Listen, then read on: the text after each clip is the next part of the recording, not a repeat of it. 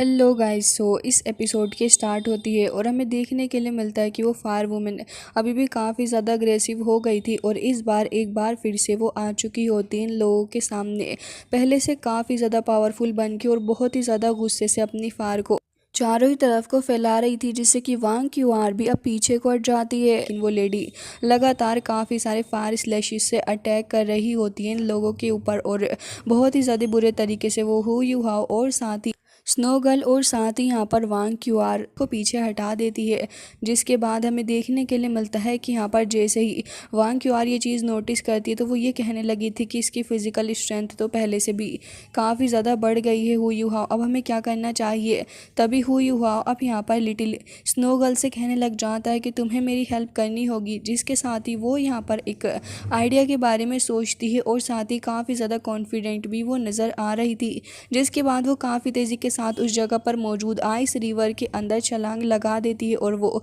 धीरे धीरे करके इस आइस रिवर की पावर को एब्जॉर्व कर रही थी अपनी बॉडी के अंदर। और जैसे जैसे वो आगे बढ़ रही होती है तभी वहाँ पर काफ़ी सारे स्नो क्रैक्स आ चुके थे, क्योंकि ये जो वाटर होता है वो होली वाटर ही है, जिसके चलते वो काफ़ी ज़्यादा स्ट्रॉन्ग बन चुकी होती है और काफ़ी सारे क्रिस्टल्स को भी उसने जमा कर लिया था और अब उन्हीं क्रिस्टल का इस्तेमाल करते हुए वो उन्हें इकट्ठा कर रही होती है इस फायर वुमेन के ऊपर अटैक करने के लिए। फायर वुमेन को भी कुछ भी नहीं समझ आ रहा था, लेकिन जैसे ही वो क्रिस्टल वहाँ से हटते हैं तभी हमें देखने के लिए मिलता है कि लिटिल स्नो गर्ल जो थी वो अपनी ओरिजिनल फॉर्म में आ चुकी होती है और वो देखने में काफ़ी ब्यूटीफुल भी नज़र आ रही थी। तभी वो यहाँ पर फायर लेडी के ऊपर सिर्फ एक ही अटैक करती है और फायर लेडी पूरे तरीके से वहाँ पर फ्रीज हो जाती है, जिसे देखने के बाद तो यहाँ पर वांग क्यूआर काफ़ी ज़्यादा हैरान होती है और कह रही थी तो क्या यही असल स्नो गर्ल है। जिसके साथ ही यहाँ पर स्नो गर्ल वहीं पे खड़ी होती है और उसके पास से काफ़ी ज़्यादा डोमिनेटिंग एनर्जी रिलीज़ हो रही थी और अब वो ये कहने लग जाती है कि तुमने काफ़ी ज़्यादा बुरा किया मेरे साथ में टक्कर लेके, और अब मैं तुम्हें दिखाऊंगी कि आखिर मैं क्या कर सकती हूँ, मुझे पहले जैसी फीलिंग आ रही है। जिसके बाद वो तुरंत ही काफ़ी सारी स्पिरिचुअल एनर्जी को रिलीज़ करती है और अब हमें देखने के लिए मिलता है कि यहाँ पर फायर वुमेन काफ़ी कोशिश कर रही होती है कि वो यहाँ पर इस लेडी को किसी भी तरीके से पीछे हटा सके। लेकिन यहाँ पर स्नो गर्ल जो थी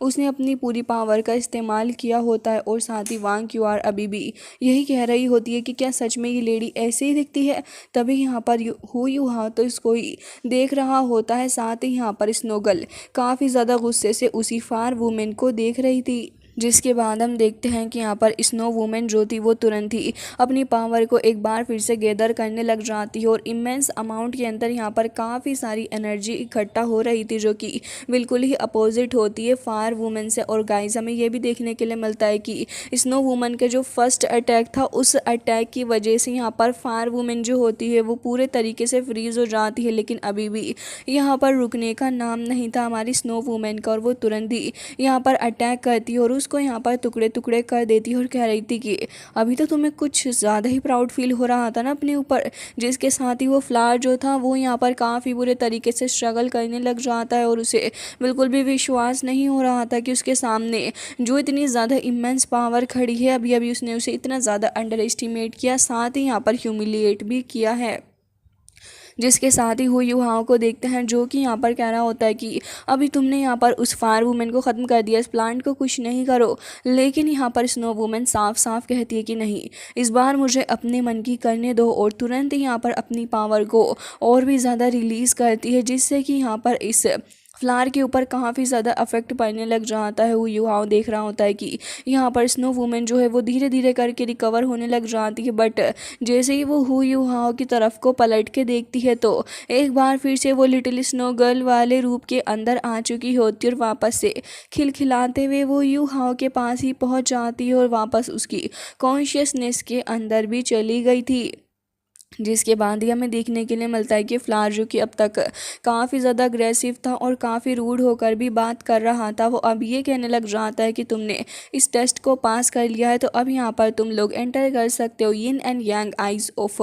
फायर के अंदर, तो तुम यहाँ से चले जाओ। और साथ ही वो ये कह रहा होता है कि जो भी हर्ब्स तुम्हें चाहिए हैं वो तुम्हें मिल जाएंगे बिना किसी परेशानी के। हुआ काफ़ी खुश हो रहा था और कह रहा होता है कि वाकई में बहुत ही ज़्यादा स्ट्रॉन्ग फाइट ये रही। और साथ ही यहाँ पर वो ये भी कहने लग जाती है कि वैसे काफ़ी वक्त हो गया है, किसी ने भी इस टेस्ट को काफ़ी वक्त से पास नहीं किया, तुम यहाँ पर काफ़ी वक्त बाद आए हो। और साथ ही उसका एक नया रूप भी हमें देखने के लिए मिलता है। और वो ये कहने लगी थी कि वैसे अगर तुम्हें उस जगह पर जाना है तो उससे पहले भी तुम्हें यहाँ पर एक और काम करना होगा। हुई हाव कहने लग जाता है कि मेरा नाम हुई हाव है और मैं यहाँ पर हार्ट ब्रेक फ्लावर लेने के लिए आया हूँ, तो मुझे उस फ्लावर की काफ़ी ज़्यादा ज़रूरत है अपनी बिलव्ड के लिए। ये सुनने के बाद तो वो यहाँ पर जो फ्लावर था वो समझ जाता है कि ये बिलव्ड बिलव्ड कुछ नहीं बल्कि उसकी लवर के बारे में ही बात कर रहा है। कह रही थी कि अच्छा तो ये बात है, चलो तो फिर मेरी कंडीशन को पूरा कर दो और उसके बाद तुम्हें यहाँ पर लव सिकनेस फ्लावर मिल जाएगा। लेकिन उसके लिए तुम्हें यहाँ पर अपना एक और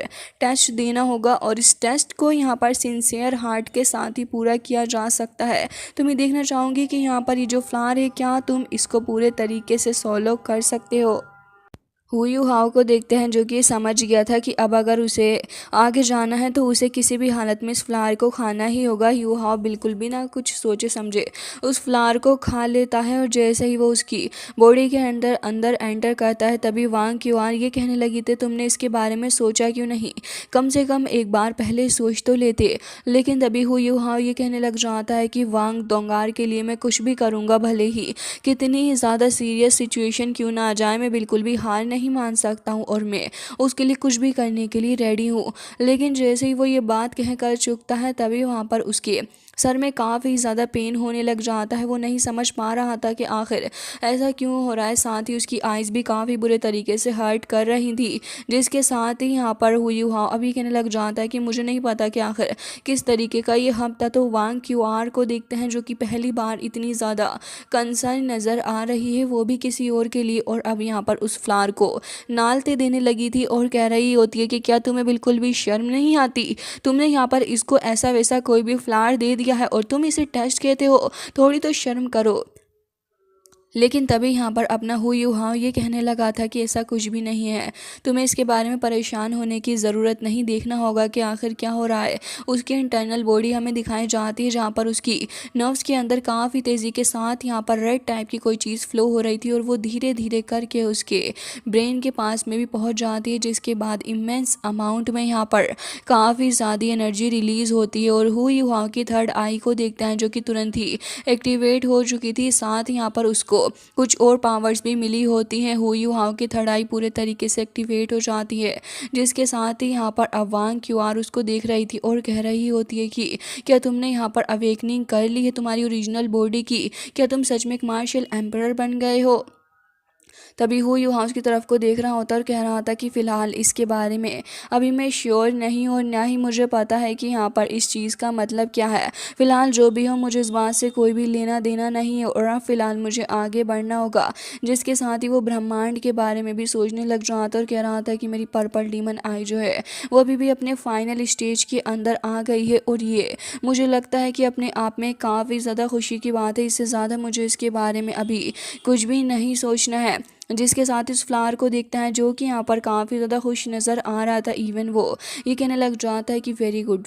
बहुत ही अच्छा काम किया है तुमने, अब यहाँ पर तुम्हारी आइज़ जो है वो बिल्कुल भी तुम्हें हर्ट नहीं करेंगी। और ये भी कहने लग जाता है कि जो तुम्हारा हार्ट है वो यहाँ पर एक काफ़ी अलग तरीके से हो गया है और कह रहा होता है कि अब मैं समझता हूँ कि अब तुम्हें मुझे थैंक यू भी कहना चाहिए। और साथ ही हुई हाँ को इस जगह पर वेलकम भी करता है और कह रहा था कि फ़िलहाल तो अब मैंने यहाँ पर तुम्हें देख लिया और पूरे तरीके से मैंने तुम्हारी जांच पड़ताल भी कर ली है। हु युहाओ के बारे में सोच रहा था और कह रहा होता है कि अच्छा ये बात है। तभी हु युहाओ को एक बुक भी वहाँ पर देखने के लिए मिलती है, तो हु युहाओ तुरंत ही उस बुक को देखने लग जाता है। सो गाइज इस बुक का नाम शुआनथियान याओजिन है। तो हमें देखने के लिए मिलता है कि जैसे ही अपना हुई युहाओ इस बुक को ओपन करता है तब यहाँ पर उसे पता चलता है कि इसके अंदर तो हुई युहाओ के बारे में ही लिखा हुआ है और उसमें लिखा हुआ था कि हेलो डेस्टिनीड वन,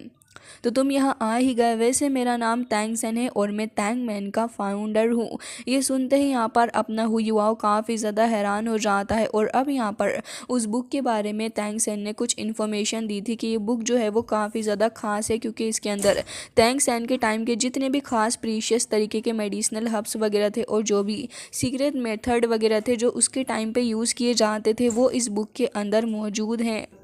तो यहाँ पर हु युहाओ को काफ़ी सारी मेडिसिनल हर्ब्स वगैरह के बारे में पता चलता है और ये भी पता चलता है कि वैसे किसी गलत बंदे के हाथ में ये ना पड़ने पाए और वो इसका मिसयूज़ ना कर ले। इसके चलते इस पे पहले ही सील लगा दी गई थी जो कि यहाँ पर डेस्टिनीड वन ही ओपन कर सकता था, वो भी अपने ट्रू हार्ट के साथ में, जिसके साथ ही यहाँ पर हमें देखने के लिए मिलता है कि वो इमोर्टल फ्लावर भी इसके बारे में बता रहा था। लेकिन वांग क्यूआर उसको काफ़ी गुस्से से देखती है क्योंकि उसके वजह से हु युहाओ ने अभी अभी एक मेडिसिनल हब को जो काफ़ी बुरे तरीके से यहाँ पर सोलो कर लिया था, जिसकी वजह से ऑलमोस्ट वांग क्यूआर काफ़ी ज़्यादा घबरा चुकी थी। तभी यहाँ पर वो अकाक या हार्ट ब्रोकन फ्लावर के बारे में भी समझने लग रहा था और कह रहा था कि ये सिर्फ लवर के लिए ही है और इसका जो मास्टर होगा उसके अंदर एक्स्ट्रा ऑर्डिनरी क्वालिटीज़ होनी चाहिए। वैसे तो यहाँ पर अपनी बिलव्ड वाइफ शाओ के बारे में बताने लग जाता है कि उसने अपनी लाइफ को डेंजर में डाला था और काफ़ी बुरे तरीके से उसने इस बात को चूज़ कर लिया था सिर्फ और सिर्फ टैंग सैन को बचाने के लिए। इवन वो डरी भी नहीं इस चीज़ से, जिसके बाद यहाँ पर जब वो रियल्म ऑफ गॉड के अंदर मिले तब यहाँ पर उन लोगों को इसके बारे में रियलाइजेशन हुआ और तब से टैंग सैन को उसके बारे में और भी ज़्यादा पता चल गया कि वो उसके लिए किस हद तक जा सकती है और दोनों का प्यार एक अलग एक्सट्रीम मोड पे चला गया था, जिसके साथ ही हु युहाओ को अब सब कुछ समझ में आ गया होता और कह रहा था कि ठीक है अब मुझे हार्ट ब्रोकन फ्लावर के बारे में बताओ कि आखिर वो कहाँ पर मौजूद है। तो वो इमोर्टल फ्लावर कहने लग जाता है कि ठीक है चलो मैं तुम्हें लेके चलता हूँ और वो तुरंत ही उन दोनों को लीड करने लग जाता है इमोर्टल अकाकिया फ्लावर की तरफ को। जिसके बाद हमें देखने के लिए मिलता है कि जैसे ही वो लोग अपने रास्ते में आगे बढ़ रहे थे तभी यहाँ पर धीरे धीरे करके आइस एंड फायर के दो विंग्स टाइप यहाँ पर धीरे धीरे करके फॉर्म होते हैं और उनके अराउंड वो अकाकिया हार्ट ब्रोकन फ्लावर भी आ जाता है। हु युहाओ को देखते हैं जो कि यहाँ पर तुरंत ही काफ़ी तेज़ी के साथ आगे बढ़ता है और अब यहाँ पर वो ये कहने लगा था कि यहाँ पर अब मुझे आगे बढ़ना ही होगा। तभी हमें देखने के लिए मिलता है कि हु युहाओ का पेट भी ये कहने लग जाता है कि अपने आप को ट्रांसफॉर्म करना एक गॉड बनने के लिए और साथ ही अपने आप को सेक्रीफाइस करना ये वाकई में बहुत ही ज़्यादा बड़ी बात है। जिसके साथ ही हमें देखने के लिए मिलता है कि हु युहाओ को पता था कि यहाँ पर उसे अपने ब्लड की एक ड्रॉप डालनी होगी, जिसके बाद वो यहाँ पर इन फ्लावर पेटल के ऊपर अपने ब्लड की एक ड्रॉप डालता है। बट अनफॉर्चुनेटली गाइज यहाँ पर वो फ्लावर थोड़ा बहुत रिएक्ट करता है, जिसके बाद कुछ भी असर नहीं पड़ता। तभी इमोर्टल फ्लावर कहने लग जाता है कि असल में भाई साहब बात यह है कि आपकी जो फीलिंग्स हैं वो इतनी ज़्यादा सिंसियर नहीं है, जिसकी वजह से फ्लावर आपके साथ में नहीं आना चाह रहा। जैसे ही हुई हुआ ये बात सुनता है वो एक सेकंड का वेट भी नहीं लगाता गाइस और लिटरली वो अपने पूरे के पूरे हाथ को ही बाइट कर लेता है, जिसके अंदर से काफ़ी सारा ब्लड निकलने लगा था। इस सीन को देखने के बाद तो मेरे भी रोंगटे खड़े हो गए। जिसके साथ ही हमें देखने के लिए मिलता है कि अब वो फ्लावर वहाँ पे थोड़ा बहुत रिएक्ट करता है, लेकिन जैसे ही वांग क्यूआरी देखती है तो उसे सब कुछ पागलपन ही नज़र आता है और वो मना करने लगी थी कि आखिर तुम ये क्या कर रहे हो, ज़रा वहीं पर रुक जाओ। लेकिन हो वहाँ पर बिल्कुल भी नहीं रुकता और कह रहा था कि मुझे इस टेस्ट को देना ही होगा, भले ही मेरी जान क्यों ना चली जाए। वांग क्यूआर गुस्से में थी और मना कर रही होती है कि ऐसा मत करो हुआ, लेकिन उसे अपनी सिंसियरिटी दिखानी थी और अब इस सिंसियरिटी को ही शो करने के चक्कर में युवाओं ने एक ऐसा कदम ले लिया था जो कि शायद कोई भी 2 बार ज़रूर से ही सोचेगा इस कदम को लेने के लिए, क्योंकि वो एक बहुत ही ज़्यादा खतरनाक स्टेप हुई युवाओं के लिए होने वाला था। इवन एक तरीके से उसकी जान के ऊपर ही बनने वाली थी। गाइस यहाँ पर अपने युवाओं ने फाइनली जाके फायर लेवल स्प्रिंग वाटर को कंज्यूम करने के बारे में सोच लिया था। वो धीरे धीरे करके उसे अपने हाथ में उठाने लग जाता है, कोई लावा से कम नहीं। युवाओं के हाथ कांप रहे होते, इवन उसके हाथों में से ब्लड भी नीचे को गिर रहा होता, उसके हाथ जल रहे थे। और वांग क्यूआर और वो दोनों इमोर्टल फ्लावर ये देख के भौचक्के हो जाते हैं कि आखिर ये क्या हो गया है। जिसके साथ ही युवाओं अभी भी यहाँ पर नहीं रुकता और गाइस एक बार फिर से वो इसको ड्रिंक कर लेता है। इवन उसके मुंह से ब्लड भी आने लगा था। इतनी खतरनाक चीज़ को वो ड्रिंक कर रहा था, ऑब्वियस सी बात है कि उसका थ्रोट पूरे तरीके से जल जाता है। इवन उसके इंटरनल ऑर्गन्स के अंदर जैसे ही वो चीज़ जाती है तो अब यहाँ पर उसको वॉमिट आने लगी थी, क्योंकि यहाँ पर जो उसके इंटरनल ऑर्गन्स होते हैं इवन उसका हार्ट तक इससे अफेक्ट हो गया होता है। तो आप इस बात से हुई युवाओं की सिंसियरिटी के बारे में अंदाज़ा तो लगा ही सकते हो। हुई युवाओं के मुँह से काफ़ी ज़्यादा ब्लड आ रहा था, लेकिन वो उसको रोकता है जब तक उसको ये फील नहीं हो जाता कि कि अब जो ये ब्लड आ रहा है वो कहीं और से नहीं बल्कि डायरेक्ट उसके हार्ट से आ रहा है। जैसे ही हु युहाओ का ये सिंसियर लव यहाँ पर काफ़ी ज़्यादा तेज़ी के साथ में ब्लड के ड्रॉप के तरीके से वहाँ पर जाता है, इस फ्लावर से जाके स्टक हो जाता है। तब यहाँ पर वो फ्लावर उसने हासिल कर लिया था और इससे ज़्यादा सिंसियरिटी कोई क्या ही दिखा सकता है। वांग क्यूआर को देखते हैं जो कि लिटरली शॉक्ड हो जाती है सब कुछ देखकर। उसको विश्वास ही नहीं हो रहा था कि आखिर वो ये क्या देख रही है। हुई हुआ से एक सेकंड भी नहीं रुका जाता, वो अपने आप को खड़ा तक नहीं रख पा रहा था। वो इतना ज़्यादा असक्षम हो जाता है कि तुरंत ही वहाँ पर गिर जाता है, ये कहते हुए कि देखो वांग दोंगार, मैंने इसको सक्सेसफुली हासिल कर लिया है। सो गाइज यहाँ जो होना था वो तो हो गया, लेकिन दूसरी तरफ हमें एक और सिंसियर मोमेंट दिखाया जाता है जहाँ पर वांग क्यूआर बिस्तर के ऊपर लेटी हुई थी और वो वहाँ पर अभी रो रही होती है। उसकी आंखों में से लिटरली आंसू निकल कर आ रहे थे और दूसरी तरफ अपने हु युहाओ की हालत अभी ख़राब होती है और वो यहाँ पर लगातार ब्लड वॉमिट कर रहा था। जिसके साथ ही हमें देखने के लिए मिलता है कि यहाँ पर वांग क्यूआर कह रही होती है कि यहाँ पर तुमने क्या कर दिया है हु युहाओ, तुम्हें ये नहीं करना चाहिए था, तुमने अपने आप की भी परवाह नहीं की, बहुत ही ज़्यादा गलत है। लेकिन हु युहाओ यहाँ पर ये कह रहा होता है कि तुम बस ये फ्लावर दे देना। जिसके साथ ही वहाँ पर काफ़ी ज़्यादा एनर्जी रिलीज़ हो रही थी अपने वांग क्यूआर के पास से, क्योंकि वो बहुत ही ज़्यादा गुस्सा हो जाती है हु युहाओ की सिचुएशन देख के। और आप उसके इस इंटेंस चीज़ों के बारे में अंदाज़ा इस बात से लगा सकते हो कि वो इमोर्टल फ्लावर से ये कहने लग जाती है कि क्या युहाओ बच सकता है। तभी यहाँ पर वो फ्लावर ये कहने लग जाते हैं कि माफ़ करना लेकिन शायद ये मुश्किल है। ये कहते साथ ही वो काफ़ी एनर्जी को रिलीज़ करती है और कह रही थी कि अगर यहाँ पर ये नहीं बचा तो इस बात का याद रखना तुम कि मैं यहाँ पर किसी भी को भी नहीं छोड़ूंगी, एक एक चीज़ को मैं ख़त्म कर डालूंगी। जैसे यहाँ पर वो दोनों फ्लावर्स इस बात को सुनते हैं वो काफ़ी ज़्यादा डर जाते हैं और उन्हें विश्वास नहीं हो रहा था कि लड़की ऐसा सब कर रही है। जिसके साथ ही हमें देखने के लिए मिलता है कि यहाँ पर अपने हु युहाओ को लेके वांग क्यूआर वापस आ चुकी थी, क्योंकि अकेले उसको हैंडल करना उसके बस की बात नहीं थी और वो तुरंत ही यहाँ पर एकेडमी के अंदर आ जाती है। हु युहाओ के सारे फ्रेंड्स एंड डीन जैसे इस चीज़ को देखते हैं वो काफ़ी परेशान थे और देख रहे थे कि आखिर ये चल क्या रहा है। तभी वो एल्डर को बुला लेते हैं जो कि आसपास काफ़ी सारे डिवाइन हब्स को फैला रहे थे, क्योंकि हु युहाओ की हीलिंग के लिए बहुत ही ज़्यादा ज़रूरी था। तभी बेई बेई ये पूछने लग जाता है कि आखिर इसके साथ में क्या हो गया है। तभी यहाँ पर वांग क्यूआर बता रही थी कि इसने यहाँ पर काफ़ी ज़्यादा खतरनाक लेवल के अल्टीमेट फायर लेवल को ड्रिंक कर लिया और वो स्प्रिंग वाटर की वजह से इसके काफ़ी ज़्यादा बुरे तरीके से हार्ट से ब्लड आने लगा। इसके इंटरनल ऑर्गन्स और सब कुछ बहुत ही बुरे तरीके से अफेक्ट हो गए हैं। मुझे समझ नहीं आ रहा कि न जाने हु युहाओ का क्या होगा। तभी यहाँ पर एल्डर पूरी कोशिश कर रहे थे। तभी यहाँ पर हुई हाउ के फ्रेंड्स काफ़ी परेशान हो रहे होते हैं उसके लिए और साथ ही डीन एल्डर से पूछने लग जाते हैं कि क्या हुई हाउ बच सकता है। तभी वो ये कहने लग जाते हैं कि मुझे माफ़ करना लेकिन मुझे नहीं लगता कि हुई हाउ बच पाएगा, क्योंकि इसके सारे ऑर्गन्स बंद हो गए हैं और ये नहीं समझ पा रहा हूँ कि आखिर कोई ऐसी फोर्स है जो कि उसको अलाइव रख रही है। तभी बेई बेई देखता है वांग क्यूआर की तरफ और वो समझ रहा था कि वांग क्यूआर ही कर रही है हुई हाउ को बचाने के लिए। जिसके बाद एल्डर कह रहे थे कि बताइए तो सही, आखिर कोई और तरीका ज़रूर सही होगा। लेकिन तभी वो ये कहने लग जाते हैं कि इसने हेवन एंड अर्थ की एनर्जी को हद से ज़्यादा अपनी बॉडी के अंदर कंटेन कर लिया और मैं नहीं समझ पा रहा कि इसके लिए कुछ तरीका होगा। हालांकि फिर भी हमें कुछ ना कुछ तो ज़रूर से ही सोचना होगा हुई हाउ के इंटरनल ऑर्गन्स को वापस से ठीक करने के लिए। तो मैं आप सभी को ये कहना चाहूँगा कि आप इसके अंदर सोल पावर को इंजेक्ट करें जिससे कि इसकी इंटरनल बॉडी हील हो पाए। जिसके साथ ही अब डीन ये पूछने लग जाते हैं कि ठीक है आप ये फ्लावर लेके वांग दोंगार के पास जाएं। जिसके बाद एल्डर तुरंत ही वांग दोंगार के पास आके वो फ्लावर उसके चेस्ट के पास में रखते हैं। धीरे धीरे करके वो फ्लावर की लीफ जो थी वो वहाँ पर उसकी बॉडी के पास में आकर गिरने लग जाती है और उसकी एनर्जी जैसे जैसे वांग क्यूआर के पास जाती है उसके जो लिप्स होते हैं वो उसको सक कर लेते हैं अंदर की तरफ को। और जैसे ही शाओ शाओ उसके पास आकर देखती है तो उसे विश्वास नहीं हो रहा था। असल में वह इस फ्लावर को कंज्यूम करने के सिर्फ कुछ ही सेकंड्स के अंदर वो उठ के खड़ी हो जाती है और अब उसे समझ में आ गया था कि हु युआओ के साथ कुछ ना कुछ मसला है। वो तुरंत ही कहती है कि हु युआओ कहाँ है, मुझे उसे देखना है। तभी वो यहाँ पर काफ़ी ज़्यादा परेशान नज़र आ रही थी तो शाओ शाओ कह रही थी कि तुम परेशान मत हो, वो ठीक है, बस तुम्हारे लिए कुछ हर्ब्स कलेक्ट करने के लिए गया था, ठीक है वो। लेकिन यहाँ पर वांग दोंगार किसी की नहीं सुनती और काफ़ी तेज़ी के साथ भागते हुए कह रही होती है कि तुम्हें कुछ नहीं होगा, मैं तुम्हें कुछ भी नहीं होने दूंगी। जिसके साथ ही यहाँ पर जैसे ही वो रूम के अंदर आके देखती है तो सारे ही लोग उसे